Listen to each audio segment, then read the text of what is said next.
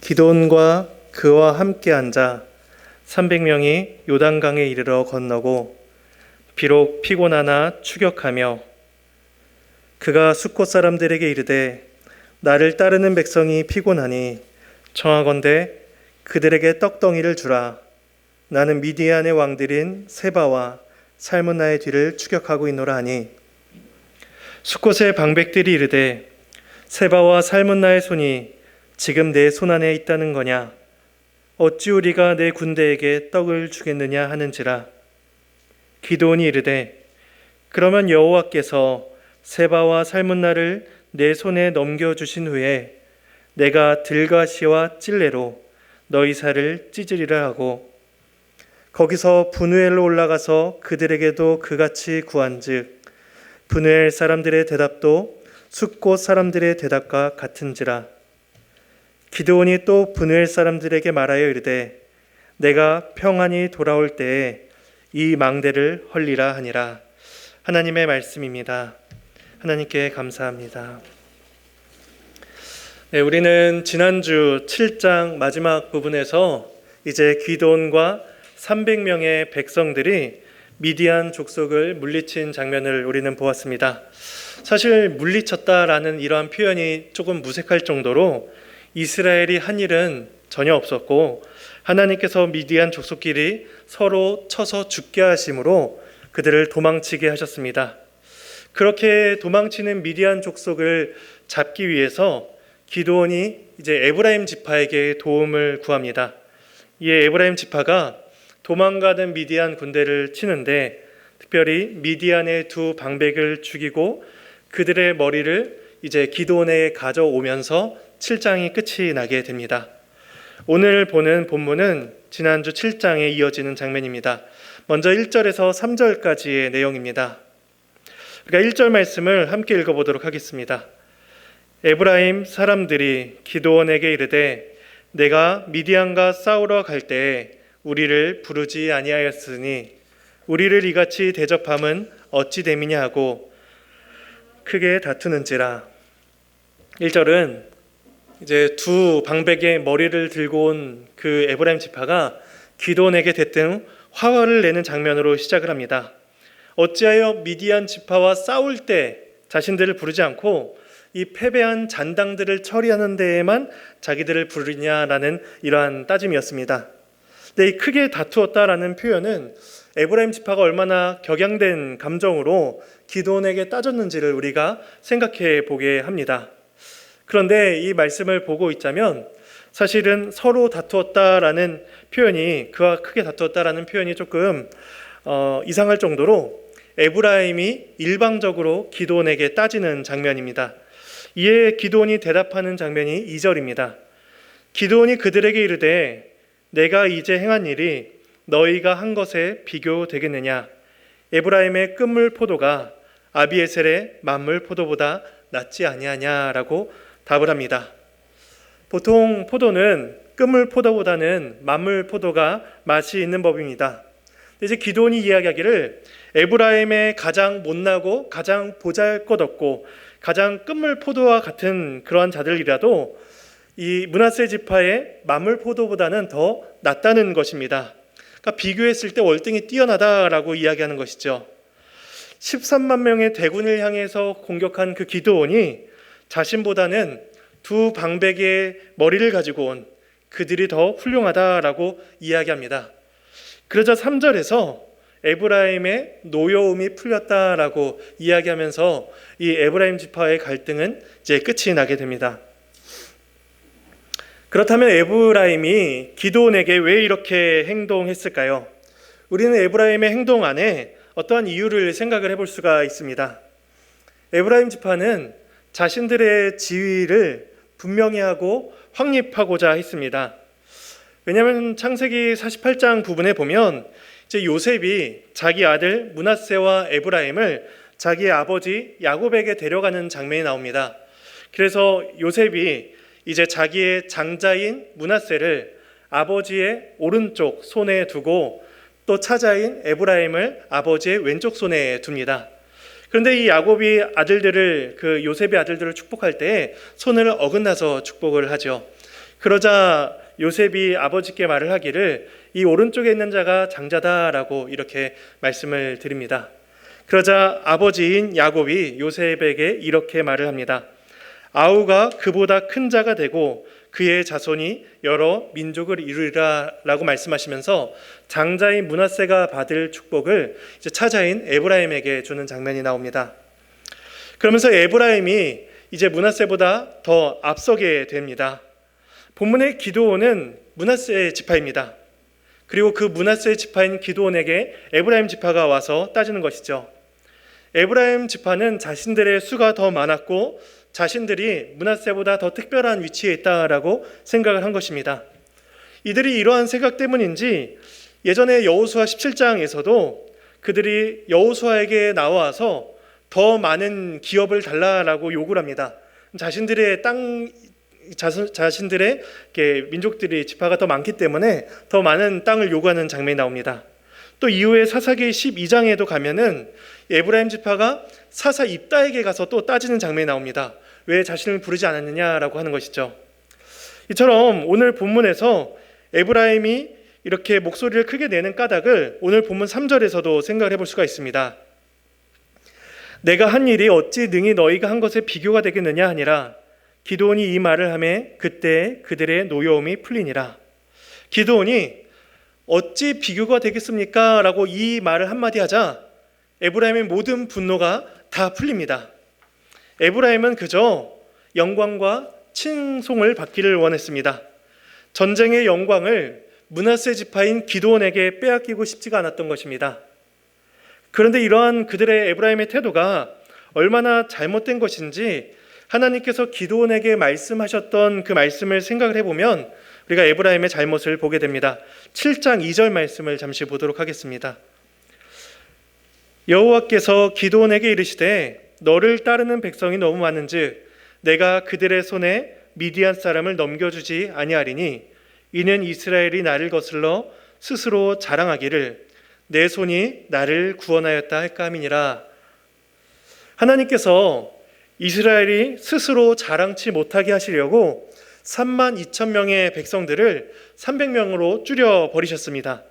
그러니까 이 전쟁, 이 구원에 있어서는 사람이 높임을 받을 어떤 이유가 조금도 없다라는 사실을 분명히 하셨습니다. 그런데 지금 에브라임 지파가 와서 왜 자신들을 부르지 않았냐라고 하는 것은 바꿔 말하면 자신들이 자랑할 수 있는 기회를 왜 빼앗아갔냐라고 하는 것입니다. 에브라임은 하나님의 일하심을 이해하지 못했습니다. 오히려 장자의 복을 받은 자신들이 이런 대우를 받아서야 되겠느냐라는 마음에 기드온에게 따지고 있는 것입니다. 그들은 스스로 자랑하며 스스로 영광받고자 한 자들입니다.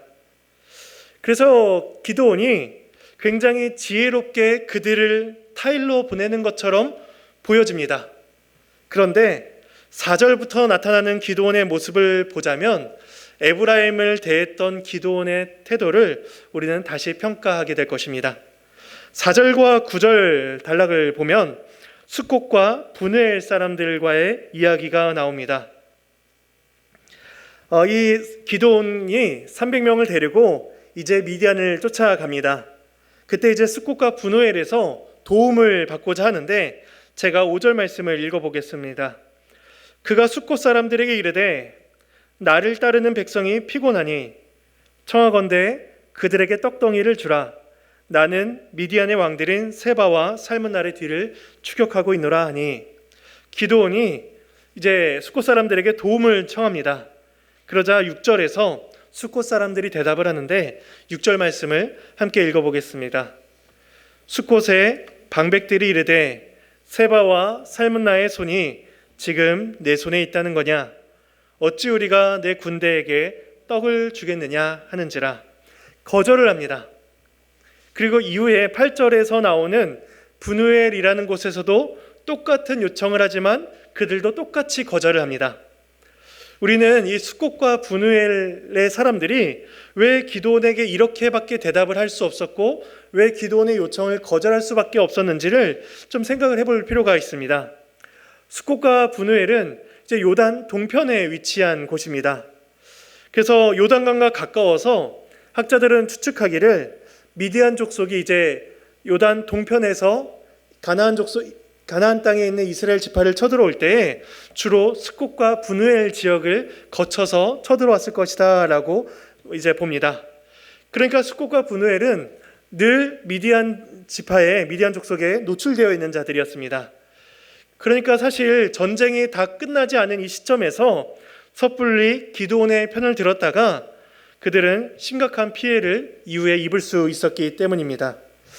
이와 유사한 일이 우리나라에서도 이제 한국 전쟁 때에 이와 유사한 일이 있었음을 생각을 한다면 우리가 스콧과 분우엘 사람들이 이렇게밖에 대처를 하지 못했다는 사실을 우리는 조금은 이해를 할 수가 있습니다. 그래서 6절에서처럼 세바와 살문나의 손이 너에게 없는데 전쟁이 끝나지 않았는데 우리가 무엇을 보고 너를 도와줄 수 있겠느냐라고 대답을 하는 것입니다. 그러자 기드온의 반응이 나옵니다. 7절과 9절을 함께 읽어보도록 하겠습니다. 기드온이 이르되 그러면 여호와께서 세바와 살문나를 내 손에 넘겨주신 후에 내가 들가시와 찔레로 너희 살을 찢으리라 하고 기드온이 또 분우엘 사람들에게 말하 이르되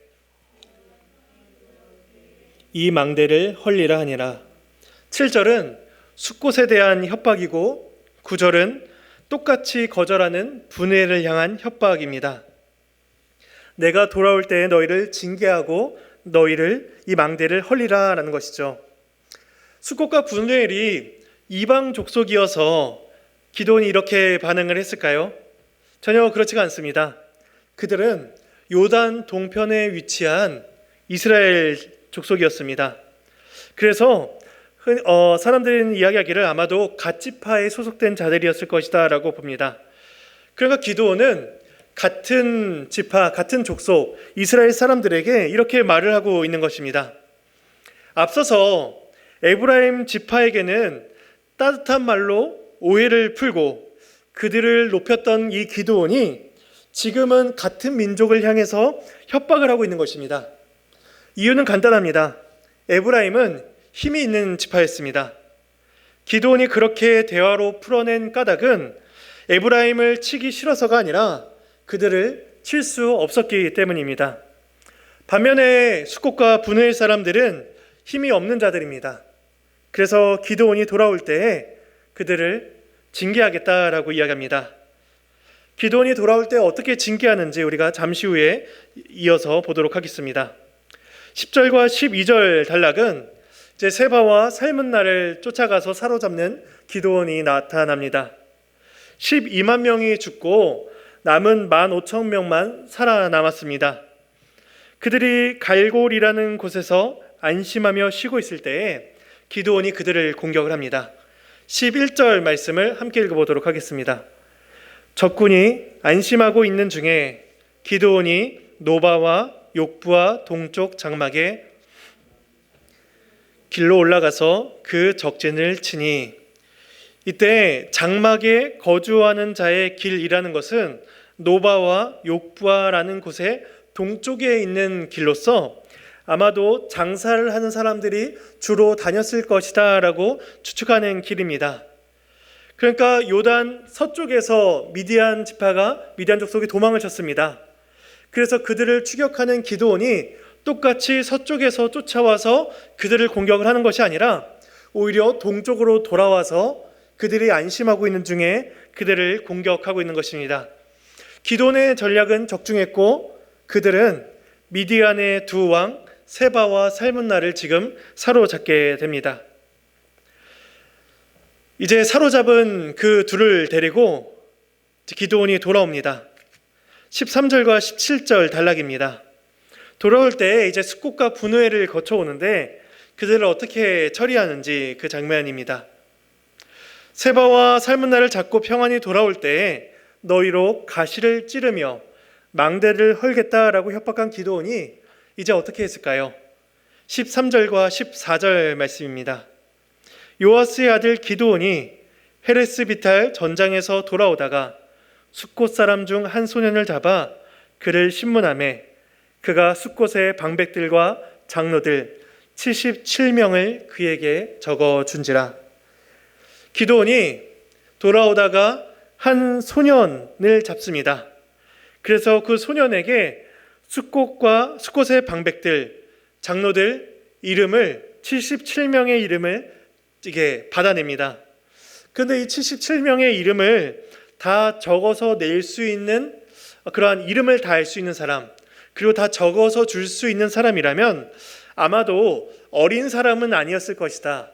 예를 들어 서기관이나 조금 이름이 있는 사람이지 않았을까라는 추측을 합니다. 그 사람이 77명의 방백들과 장로들의 이름을 다 적어서 기드온에게 줍니다. 기드온이 이처럼 그 명단을 다 받아낸 이유는 한 사람도 빠짐없이 그들을 다 응징하겠다라는 생각이 있었기 때문입니다. 그래서 우리가 15절 말씀을 한번 읽어보도록 하겠습니다. 기드온이 숫꽃 사람들에게 이르러 말하되 너희가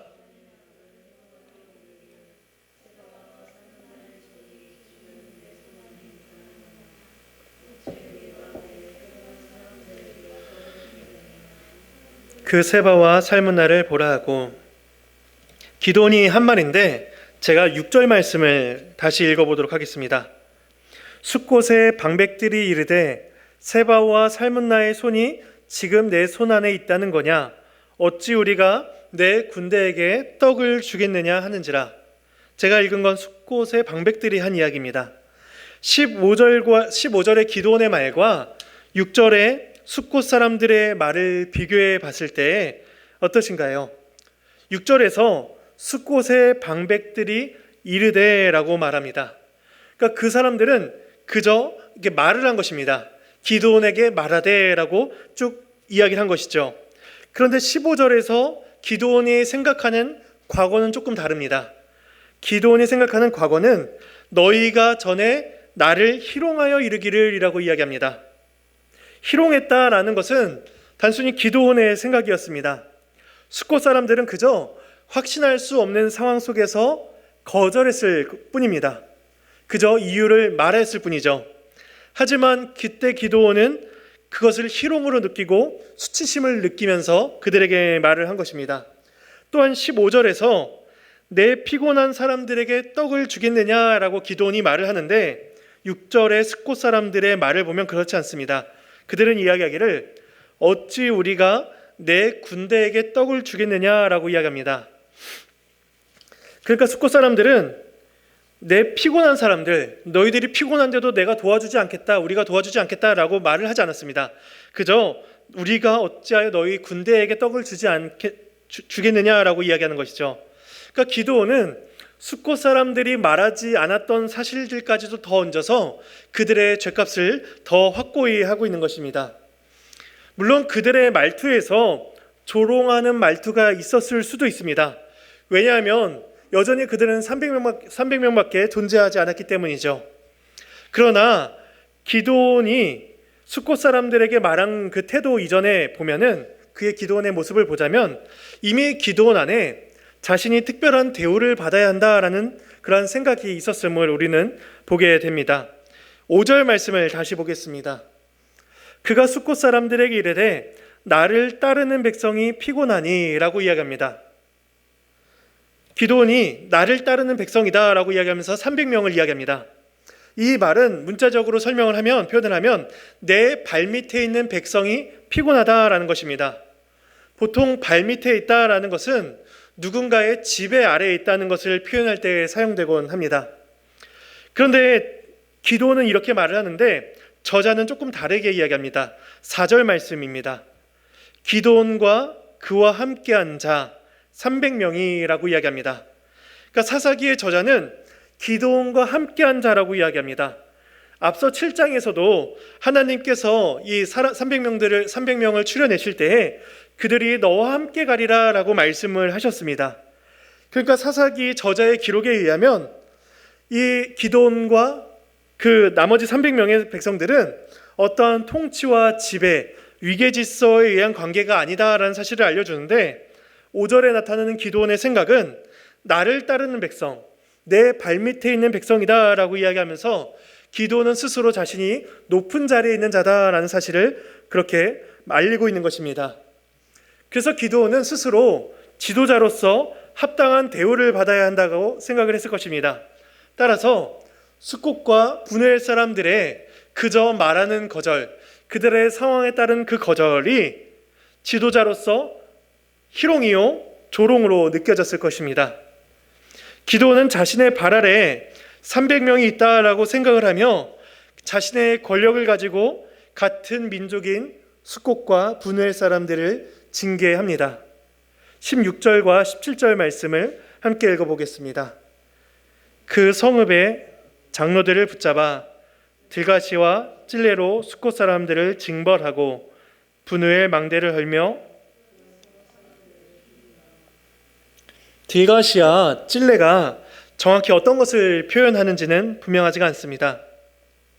그런데 8절에서 들가시와 찔레로 너희 살을 찢으리라 라고 말을 하는데, 이때 찢다라는 이 단어에 타작하는 이러한 의미가 있다고 합니다. 그러니까 타작한다라는 이 단어를 생각할 때 기드온이 어떤 생각을 가지고 그들에게 말을 했는지를 우리가 짐작을 해볼 수가 있습니다. 우리가 최근에 아모스를 맥체인에서 보고 있는데, 아모스 1장에 보면 하나님께서 이스라엘 주변 나라들에 대한 심판을 말씀하시는 장면이 나옵니다. 그 중에 1장 3절에서 다메섹의 죄에 대해서 말씀하시기를 이렇게 말씀하십니다. 여호와께서 이와 같이 말씀하시되 다메섹의 서너 가지 죄로 말미암아 내가 그 벌을 돌이키지 아니하리니 이는 그들이 철 타작기로 타작하듯 길르앗을 압박하였음이라 라고 말씀하십니다. 그러니까 하나님께서는 다메섹 족속이 길르앗을 타작하는 그러한 모습을 보면서 그들에게 어떠한 심판을 선언하고 계시는 것입니다. 고대 근동의 타작 기계의 끝에는 이빨처럼 날카롭게 생긴 어떤 꼬챙이 같은 게 달려 있어서 이 곡물의 줄기를 잘라내는 역할을 했다라고 이야기합니다. 그러니까 기드온이 너희들의 살을 찢으며 너희들을 타작하겠다라는 것은 마치 그 남은 줄기마저도 다 잘라버릴 정도로 너희들을 압박하고 징계하겠다라는 것입니다. 마치 다메섹이 타 민족을 그렇게 압박했듯이 기드온이 자기 민족인 이스라엘 백성들을 그렇게 압박하고 있는 것입니다. 또한 본문 17절을 보면은 이제 분회의 망대를 허는 것도 단순히 그들의 어떠한 시설을 사용하지 못하도록 파괴한 것이 아니라 그것들로 인하여 성읍 사람들을 죽였다라고 이야기합니다. 이러한 17절의 말씀을 볼 때에 16절에 있는 숙곳 사람들을 들가시와 찔레로 징벌한 것 또한 단순히 신체적인 가해뿐만이 아니라 아마도 생명의 위협을 주는 충분한 행위였음을 우리는 짐작을 하게 됩니다. 기드온은 자신이 희롱받았다라는 그러한 이유로 같은 이스라엘 백성을 징계와 죽음으로 몰아가고 있는 것입니다. 그러니까 6장에서 하나님 앞에 부름을 받았던 이 기드온, 하나님 앞에서 떨며 두려워했던 이 기드온이 얼마나 변해가고 있는지를 우리에게 보여줍니다. 이어지는 18절과 21절은 이제 세바와 살무나를 처리하는 장면입니다. 우리가 18절 말씀을 함께 읽어보도록 하겠습니다. 이에 그가 세바와 살문나에게 말하되 너희가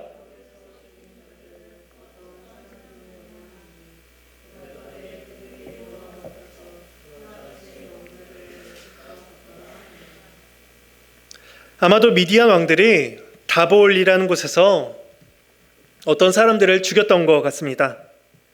그래서 기드온이 미디안 사람들에게 너희들이 다볼에서 죽인 사람들의 용모에 대해서 한번 말해봐라 라고 묻자 그들이 답을 하기를 그들이 너와 같아서 하나같이 왕자들의 모습과 같았다라고 말합니다.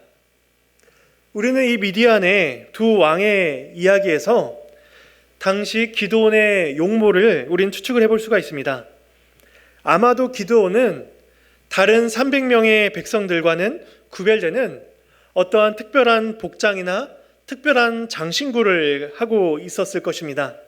누가 봐도 일반 백성들과는 다른 왕의 모습, 왕자의 모습이었던 것입니다.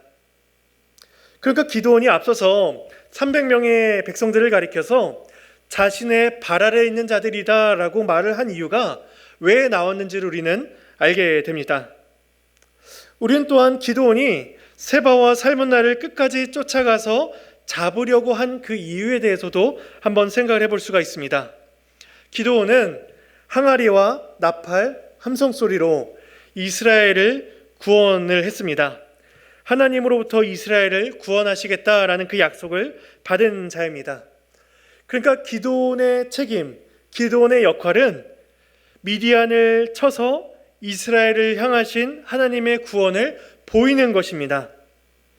그런데 기드온의 질문과 이어지는 기드온의 행동은 이 기드온이 이스라엘을 구원하는 데 관심이 있지 않고 조금은 다른 데 관심이 있다는 것을 우리는 보게 됩니다.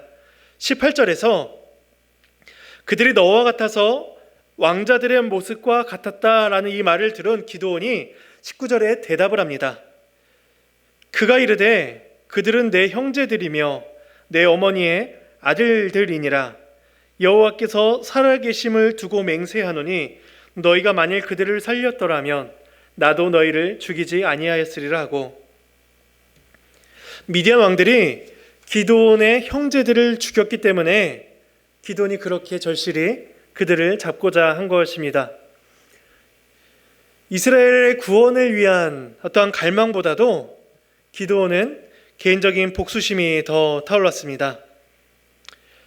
그래서인지 7장 22절에서 여호와께서 그 온 진영에서 친구끼리 칼로 치게 하셨다라고 이런 말씀 이후로 하나님의 이름은 더 이상 언급이 되고 있지 않습니다.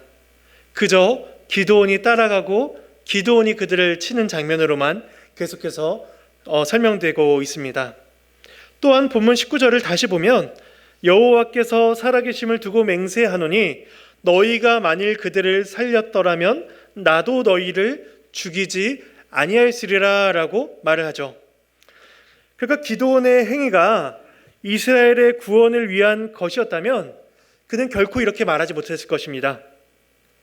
미디안이 누구를 죽이고 누구를 압제했는지 관계없이 이미 기드온은 하나님으로부터 미디안의 손에서 구원하라, 미디안을 한 사람 치듯 하리라 라는 말씀을 이미 받은 자입니다.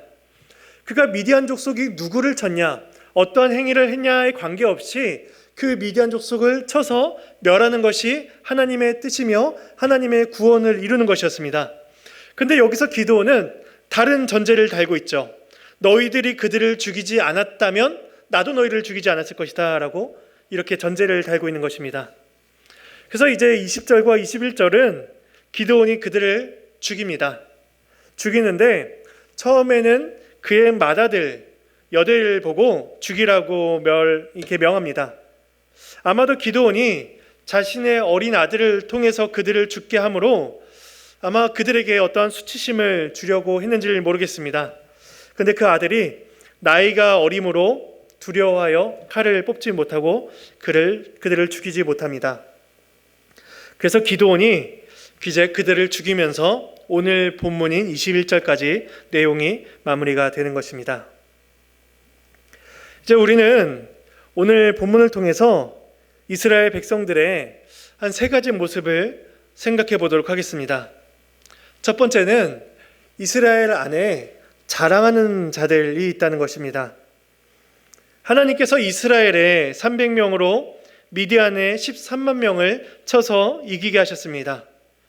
기드온이 그 중에 도망간 자들을 치기 위해서, 잡기 위해서 에브라임의 도움을 청하긴 했지만 13만 명의 대군을 이긴 것에 비하면 도망가는 장수 2명을 죽인 것은 너무나 작은 일에 불과했습니다. 그러나 자랑하고 자신의 영광을 드러내기 원하는 자들에게는 오직 자신이 행한 일만 눈에 보일 뿐이었습니다. 에브라임이 이스라엘 중에서 가장 강한 지파 중에 하나다라고 할지라도 7년간의 미디안의 지배 속에서, 그들의 압제 속에서 그들이 한 일은 아무것도 없습니다.